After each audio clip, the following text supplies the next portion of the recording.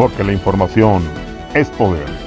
Usted tiene una cita todos los martes y jueves en punto de las 19 horas con el doctor Julio Jiménez para contrastar todas las opiniones, todas las ideas, el análisis con una batería de especialistas, líderes de opinión, expertos en temas de seguridad nacional, política, ciencia, economía, deporte, salud, espectáculos. Acompáñenos martes y jueves 19 horas, tiempo del centro.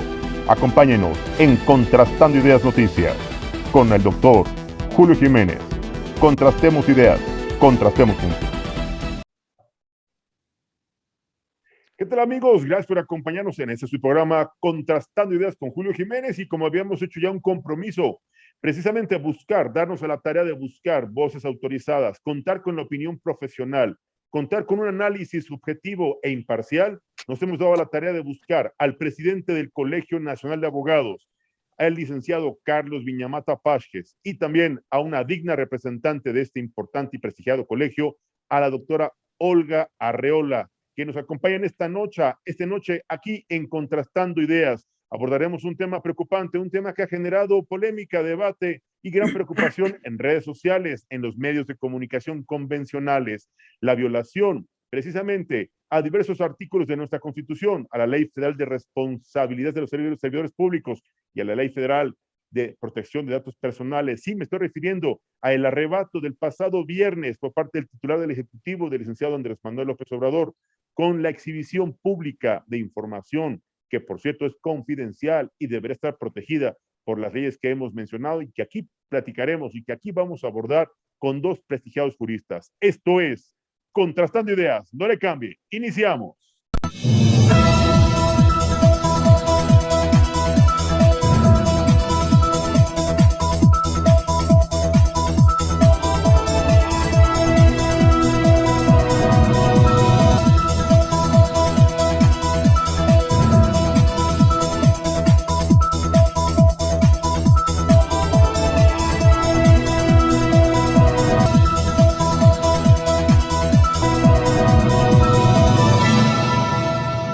Amable auditorio, pues como hemos platicado, efectivamente, en este programa Contrastando Ideas recuerden, la presencia de dos destacados juristas, dos miembros del Colegio Nacional de Abogados Foro de México. Nos acompaña el presidente, licenciado Carlos Viñamata Páschez, y la doctora en Derecho, Olga Arreola Aguilar. Y bueno, quiero iniciar esta charla precisamente con el presidente del Colegio Nacional de Abogados Foro de México, el señor licenciado don Carlos Viñamata. Señor licenciado, buenas noches, ¿cómo está usted?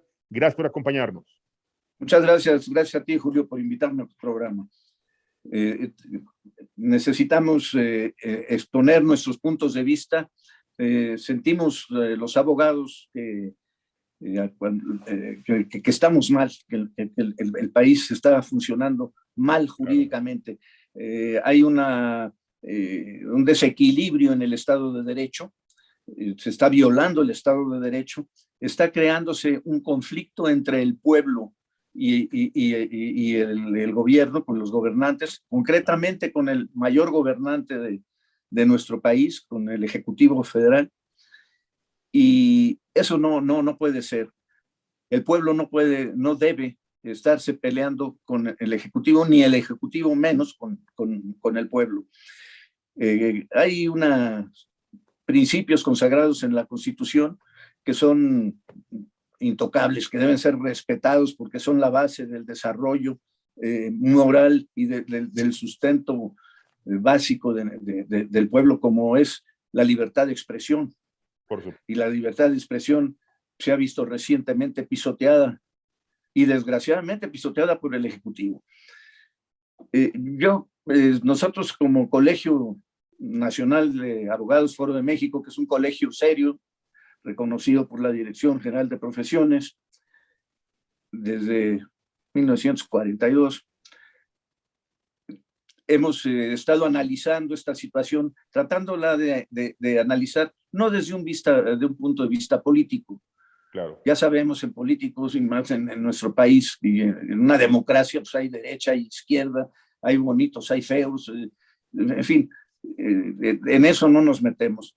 Lo que sí sentimos como abogados es que hay violaciones y hay inclusive situaciones constitutivas probablemente de delitos sancionados por la ley, que están cometiéndose por parte de nuestro Ejecutivo. Es triste, es vergonzoso, eso no debería de suceder. Hemos hecho nosotros un pequeño análisis, lo hemos platicado, claro, y hemos fijado una posición. Por favor. En un breve contexto te puedo hablar que hay unas violaciones al Código Fiscal. Sí, cómo no. Hay violaciones, no voy a referirme a los artículos, no tenemos tiempo ni es un estudio jurídico, claro, pero sí hay una violación al 69, al 111, al 114A y al 114B, y tal vez un fiscalista encuentre más, ¿no?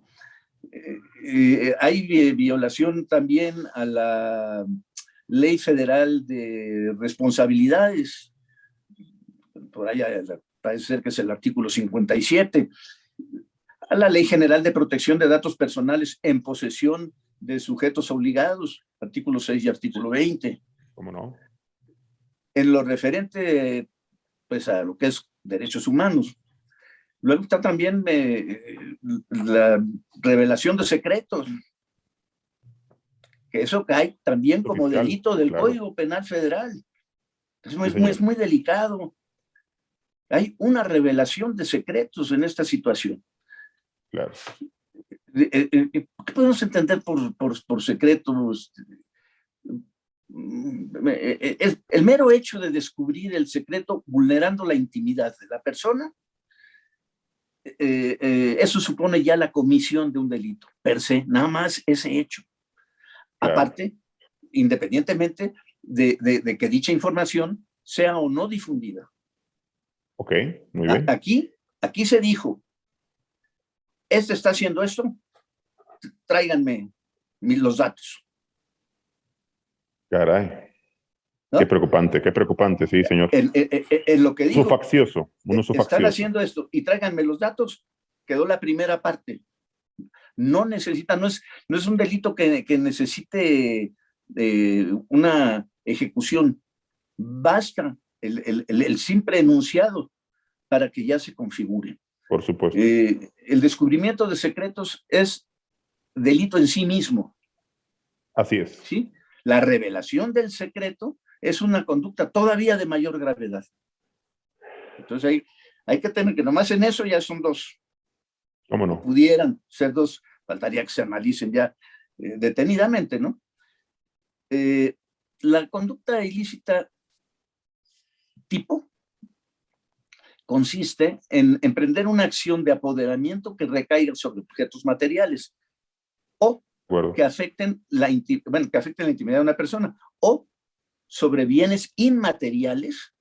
Ahí está. Cuando el delito se proyecta a través de medios electrónicos, y aquí se hizo a través de las mañaneras, a través de los medios de comunicación que son electrónicos. Sí, señor, claro. Entonces, ahí se da el supuesto en bienes inmateriales. Claro, se actualiza. Estamos hablando de una revelación de secretos y de bienes inmateriales. Esto a la vez nos lleva a otra, que pueden ser las amenazas. Y exactamente lo mismo, es una amenaza con la agravante de que es una amenaza cumplida. Así nada más. Así de sencillo. Porque es lo mismo que dije hace rato. Tráiganme los datos. ¿Por qué? Porque pues, vamos a ver qué está haciendo ahí está la amenaza. Los exhibe en la siguiente. Y se hace una proyección en donde se pone quiénes son sus patrocinadores y cuánto pagan. ¿Cierto o no cierto? Eso es otra cosa. Nosotros no estamos analizando esa situación. Estoy analizando nada más la situación jurídica. ¿Cierto o no cierto? Se publicó. Y se publicaron sus datos confidenciales, su secreto profesional, claro, que son sus proveedores, que son lo que le pagan los proveedores. Ya no hablemos de cantidad. No, bueno. Nada más el hecho. El hecho. El hecho de haber dicho quiénes son los que le dan trabajo. Claro. Eso ya es una violación a un secreto. Totalmente de acuerdo, señor O sea, licenciado. entonces, ¿cuál sería? Ahí pongo un ejemplo. Por favor. Trump dijo públicamente, voy a hacer un muro, ya no quiero que estén entrando los mexicanos que hacen tal y cual y cual. Así es. Ahí estuvo la amenaza. Empezó a hacer el muro. Ahí estaba cumplida. En perjuicio, en este caso, de los mexicanos. Por supuesto, claro. Y en el caso de López, dice, le voy a pedir a Hacienda que me diga cuánto gana Loret y quiénes lo patrocinan. En otras palabras, obviamente, claro. ¿No? Entonces, ahí está la amenaza.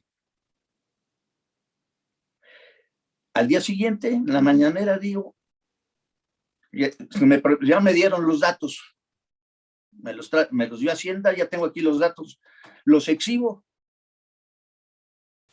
cumplida, está cumplida la amenaza. Por supuesto que sí. Entonces, eso nos lleva a otras cosas. O sea, ahorita ya vimos 4. Amenazas, sí, amenazas cumplidas. Concurso. Y secreto, revelación de secretos y difusión del secreto revelado. Claro. La revelación del secreto puede ser hasta en corto, ¿eh? Puede ser hasta en corto, porque ¿de dónde sacaste la información que era confidencial, que nada más la tenía Hacienda? ¿Por qué me la estás diciendo tú? Sí, bajo la orden de que, sí, ¿qué autoridad ordenó esa información fuera? ¿Cómo la conseguiste? Ahora, claro. Tú eres el presidente, entonces, ¿estás hablando de qué? ¿De un uso indebido de la función pública o voy más allá, de un abuso de autoridad? Sí, señor. Los delitos. Correcto. Puede ser uso indebido de función pública o, más grave, sí. Sanciones más graves también, abuso de autoridad. Y todo esto, pues nos conlleva también a un daño moral. El señor tiene un daño moral irrefutable. Proviene de un ilícito. Le está causando un perjuicio. Lo está desprestigiando socialmente. Públicamente. Le va a repercutir probablemente en cuestiones en sus negocios, en su profesión, claro, en sus ingresos. Habrá que esperar en su imagen. Demanda. Claro. En su imagen, en la sociedad, a lo mejor muchas gentes ya no querrán tener tratos con él. Y su reputación profesional podría verse gravemente afectada, claro, y sus ingresos. Y aparte, como él lo mencionó, puede hasta ponerse en riesgo su vida. Y la de su familia. Me extraña, a mí en lo personal me extraña que el Ejecutivo haya hecho esto, porque ya tuvo la experiencia. Ya tuvo la experiencia cuando lo de Ovidio, que le pidió al secretario de la Defensa que dijera el nombre del militar que estuvo al frente del operativo. Sí, terrible. En Sinaloa. Una irresponsabilidad. Y lo dijo, y lo mataron. Más bien, alguien por ahí, voces por ahí, podrían hasta incluso pensar que lo puso, ¿no? Sí. Entonces aquí, en este caso, está exhibiendo al señor, verdad o mentira, no sabemos cuánto gane, pero está diciendo que gana 30 y tantos millones de pesos. ¿Por qué lo dice? ¿A honras de qué? ¿Quién es él para decirlo? Si él es el empleado de nosotros. ¿No? Aquí el pato le está tirando las escopetas. Lamentablemente. Sí, entonces eso es muy delicado. Es muy delicado, claro, porque es una violación flagrante a la libertad de expresión. Sí, y no a la libertad de expresión. Eso a mí me da la entrada a la libertad de las personas. Más bien, a los derechos humanos, efectivamente. A los derechos humanos. Totalmente de acuerdo. Muy bien. Entonces, bueno, eso es lo que nosotros estuvimos más o menos analizando, y que la verdad sí lo vemos muy delicado. Sí, señor, claro. Es grave. Como todo tiene solución. Ojalá y el señor presidente se entere de esto, nos vea y lo analice modere su conducta. Y hable con sus consejeros. O los escuche, ¿no? Atienda el consejo de sus asesores. Sí, sí, sí. Perfecto. Porque lo que pasa normalmente cuando tienen un puesto alto de responsabilidad, inclusive uno como empresario, muchas veces le dicen una cosa y dice, sí. ¿Cómo va a decir a mí las cosas si el empresario, el dueño de la empresa soy yo? Claro. Y aquí igual, ¿no? Era Así decir, es. mira, a mí que me vienen a decir si el dueño del país soy yo. No es dueño del país, aquí es donde está la saya, no es México S.A. Sí. A lo mejor piensa que es el dueño del país, a lo mejor eso es lo que él México, piensa. es la República Mexicana, pero no es México Sociedad Anónima, ¿no? Claro. Esa es la diferencia. Señor licenciado Carlos Viñamata Paz, sabe cómo le agradezco este posicionamiento y ahora sí quiero escuchar la opinión de una mujer mexicana valiente, una profesional del derecho, una doctora en derecho, la doctora Olga Arreola Aguilar. Doctora, buenas noches. ¿Cómo está usted? Bienvenida. Gracias por acompañarnos en esta mesa de análisis. La escuchamos. Muy buena noche, doctor Julio Jiménez, doctor Carlos Viñamata, un placer estar con usted. Gracias. Bienvenida. Hicimos un análisis, definitivamente estamos ante la comisión de hechos presumiblemente constitutivos de varios delitos. Se ataca básicamente a la libertad de expresión, el artículo 6 de la Constitución es muy claro, la manifestación de las ideas no será objeto de ninguna inquisición judicial o administrativa. Salvo que daña a terceros, la vida privada, etcétera, pero no estamos ante ese caso. Claro. Se ataca obviamente el resguardo de los datos personales. El artículo 16 de la Constitución, segundo párrafo, también está siendo violado, dado que señala, toda persona tiene derecho a la protección de sus datos personales. Claro. En el caso que nos ocupan los datos personales del periodista en comento, pues fueron gravemente divulgados. Y se hizo una transmisión ilegal de esos datos personales. Se está violando también la Ley General de Protección de Datos Personales en posesión de sujetos obligados. Aquí me gustaría hacer una aclaración de que tenemos dos leyes que protegen los datos personales. Una de ellas es la Ley General de Protección de Datos Personales en posesión de sujetos obligados, como sería en este caso el SAT, el Servicio de Administración Tributaria, y otra que es la Ley Federal de Protección de Datos Personales en posesión de particulares. Vamos a suponer para este caso que Televisa hubiese divulgado esos datos.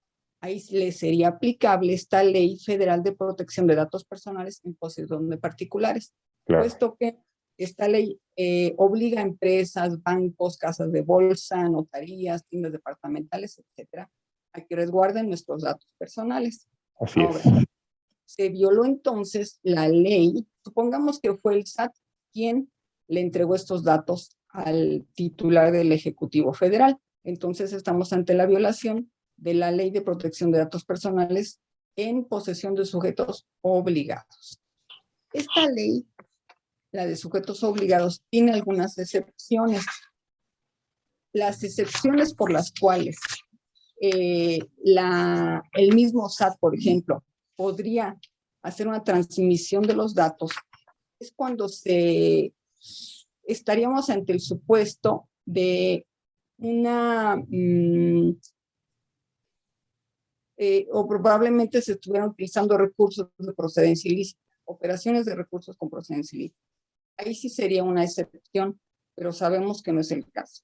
Luego, el artículo 400 bis también del Código Penal señala que podría verse en este caso hacer una transmisión de esos datos. Si nosotros ingresamos al portal del SAT, nos encontramos ahí un aviso integral de privacidad. Por supuesto. Entre otras cosas, el SAT es sujeto obligado y responsable del tratamiento de los datos personales que ahí se recaben.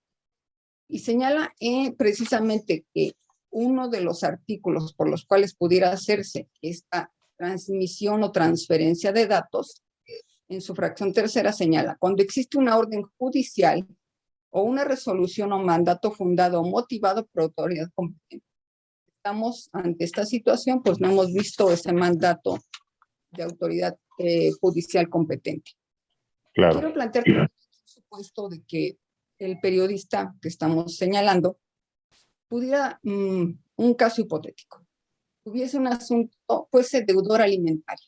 Entonces, un juez de lo familiar, estaría perfectamente facultado para solicitar a Televisa, Radiópolis, a Quien Radio fuera Centro, claro, donde trabajase la persona, a un que informe. le enterara perfectamente un informe de cuáles son sus percepciones, caja de ahorro, el salario diario integrado, etcétera, lo que lo corresponda.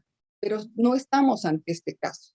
Entonces, aquí estamos sí hablando de que el titular del Ejecutivo Federal está violando varios de estos preceptos. El siguiente precepto violado sería el Código Fiscal de la Federación en su artículo 69. ¿Correcto? Este mismo artículo 69 también señala algunas excepciones, pero nuevamente hace referencia a que tiene que ser a través de un mandamiento judicial. Y hasta el momento, hasta el caso, nosotros no hemos observado ningún mandamiento judicial o una resolución de autoridad competente que obliga a divulgar estos datos, a transferirlos. Por supuesto. Ahora, también podríamos señalar que se está violando la Ley General de Responsabilidades Administrativas, que nos hace referencia al abuso de la función pública. Claro. Ese sería otro de los mandamientos que se estaría violando. Y finalmente podría ser también el Código Penal de la Federación en su artículo 210, que hace referencia a la revelación de secretos. Ahora, el mismo INAI señala que el tratamiento de los datos personales debe cumplir con ciertos principios: la licitud, la finalidad, la lealtad, el consentimiento, la calidad, la proporcionalidad, información y responsabilidad. Todos estos principios han sido violados, porque no había razón ni motivación alguna para lo cual se estuviera transmitiendo estos datos personales por parte del titular del Ejecutivo Federal. Entonces, el posicionamiento de mi parte es que el titular del Ejecutivo Federal está violando básicamente los derechos humanos. Y recordar que el artículo 1 de nuestra Constitución señala que toda autoridad en el ámbito de sus competencias tiene la obligación de respetar y hacer respetar los derechos fundamentales de los seres humanos. Podría también aclarar lo siguiente. Si el conductor en comento siente que fue violado su derecho, puede instar a las autoridades correspondientes, en este caso, pues iniciar una demanda, denuncia, querella, lo que corresponda, según su equipo legal se lo aconseje, para que él no vea vulnerado sus derechos y se haga justicia. Y estamos sentando un precedente ante este escenario, claro. Exactamente. Yo respeto mucho las redes sociales, pero cuando alguien me comenta, es que denuncié, pregunto yo, ¿dónde denunció? En redes sociales. No. Discúlpame, pero ahí no se denuncia. O sea, tenemos que instar a las autoridades correspondientes a través de una denuncia, de una demanda, de una querella o de una queja. No hay otra. Entonces, que sí, las personas que nos escuchan tengan muy claro toda esta situación. Totalmente. En redes sociales de repente se convierte como en Vox Populi. Todo el mundo opina y todo el mundo habla. Yo a veces me pregunto, bueno, la persona que está opinando, pues muéstrenos su protocolo de investigación, su marco teórico, sus objetivos, sus hipótesis, etcétera. Porque si no se convierte en esto, en un dimes y diretes, y no hay una opinión realmente jurídica, no hay una opinión que debe ser sobre todo imparcial y técnica. Entonces aquí básicamente estamos y también haciendo alusión al principio de presunción de inocencia, pues diríamos que el presidente presuntivamente cometió estos delitos, porque no somos tampoco autoridad para que lo estemos señalando de que él en sí mismo los haya cometido. Claro. Solo recuerdo que el artículo 13 del Código Nacional de Procedimientos Penales garantiza esta presunción de inocencia, nos dice toda persona es inocente y será tratada como tal, mientras no se declare su responsabilidad a través de una sentencia y por el órgano jurisdiccional correspondiente, claro. Pero sí, básicamente, mi opinión sería hacerle un atento llamado a las partes para que insten a las autoridades correspondientes, se dejen de estar de dimes y diretes a través de las redes sociales, que no llevan a nada más que hacer más grande el encono entre los gobernados y el gobernante. Y Es este correcto. país necesita paz. Y también hacerle un atento recordatorio al presidente de la República, titular del Ejecutivo Federal, que él protestó cuando tomó el cargo y dijo: protesto guardar y hacer guardar la Constitución y las leyes que de ella emanan. Y definitivamente estamos ante tal carencia. De mi parte es cuanto. Muchas gracias. Le agradezco a la doctora Olga Arreola Aguilar sus comentarios, su análisis. Quiero entrar a la etapa final de esta reunión y pedirle al presidente del Colegio Nacional de Abogados, contamos con 2 minutos para esta conclusión. Señor licenciado Carlos Viñamata, ¿a qué conclusión llegamos después de este planteamiento y este análisis que acabamos de compartir a nuestro auditorio? ¿A qué conclusión llegamos? Bueno, llegamos a la conclusión de que aparentemente sí hay violaciones de diversas leyes, diversos artículos de diversos documentos legales que deberían ser analizados con calma y a través de los asesores jurídicos de presidencia para que ellos pudieran ponderar y llegar a su acuerdo. También por el lado del afectado, en este caso de Loret, pues como decía la abogada, pues será cuestión si él quiere demandar, pues lo puede hacer. Puede hacerlo por todos los caminos que son, efectivamente no por las redes, sino ya, y antes de eso... No se puede litigar en redes sociales. Exacto, y aparte ya se trata en todos los códigos de tener antes del litigio un acercamiento, una plática. Una conciliación o una mediación. Entonces, medios alternativos de solución de conflictos. Lo que debería de hacerse. Eso está bien también. ¿Para qué? Para evitar la violación al Estado de Derecho. Claro. Y la división. Por supuesto. De ejecutivo, bueno, de gobierno y pueblo.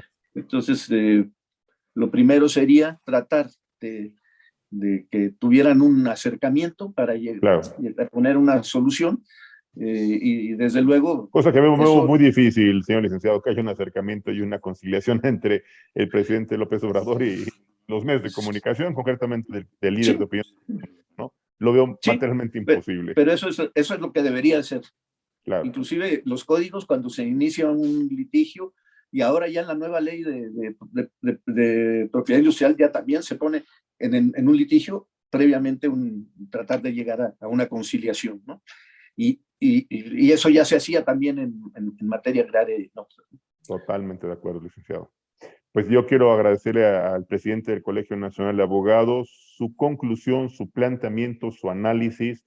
Agradecerle a la doctora Olga Arreola Aguilar su análisis también, su planteamiento y su posicionamiento. Pedirle, tenemos 2 minutos para que nos dé una conclusión. Doctora Olga, ¿considera que esto obedece más a temas de carácter político electoral o a un tema más estratégico de distraer a la opinión pública después del escándalo mediático de la casa de Houston, donde se vinculaba al hijo del presidente, o es realmente un error de cálculo del titular del Ejecutivo? ¿Cómo lo visualiza, doctora? Yo quisiera hacer más bien un análisis técnico-jurídico. Es imposible conocer cuál es el pensamiento que está atrás de esta situación que se derivó de esta ventilación de datos. Pudiera ser una reacción, aquí caben todas las posibilidades, pudiera ser una reacción al verse expuesta a la situación de la compra o renta de esta vivienda en Houston. Pudiera ser también reacciones de que el comunicador ha hecho pues varias descubrimientos de ciertas situaciones ilícitas respecto a la conducta, actos o omisiones de la familia del presidente. Entonces, es imposible especular. asegurar o especular exactamente a qué obedece esta situación. Pudiera ser también que ya como viene la revocación de mandato, son tantas situaciones que básicamente yo pienso que quienes nos preciamos de ser estudiosos del derecho, básicamente solamente debemos limitarnos a hacer esto. Correcto. A ver hechos, a analizarlos y a concluir que estamos ante la presunción de la comisión de unos delitos.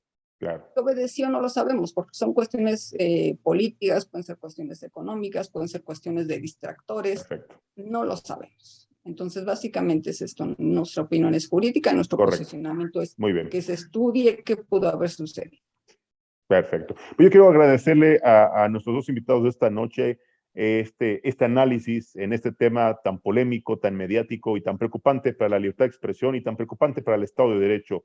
Yo quiero pedirles en fecha próxima, si su tiempo y su agenda se los permite, que nos vuelvan a acompañar en otra mesa de análisis en temas coyunturales y no sin antes agradecerles su tiempo y su valiosa participación. Muchas gracias y gracias por acompañarnos aquí en Contrastando Ideas. Amable auditorio, pues ya escuchó usted la voz de dos voces autorizadas, la opinión profesional de dos líderes de opinión en el ámbito jurídico, del presidente del Colegio Nacional de Abogados Foro de México, el licenciado Carlos Viñamata Páez, y de una doctora en Derecho, una reconocida abogada, la doctora Olga Arreola Aguilar. Muchas gracias a los dos, les deseo una excelente noche y seguimos en comunicación. Muchas gracias. Gracias. Gracias. Muchas gracias.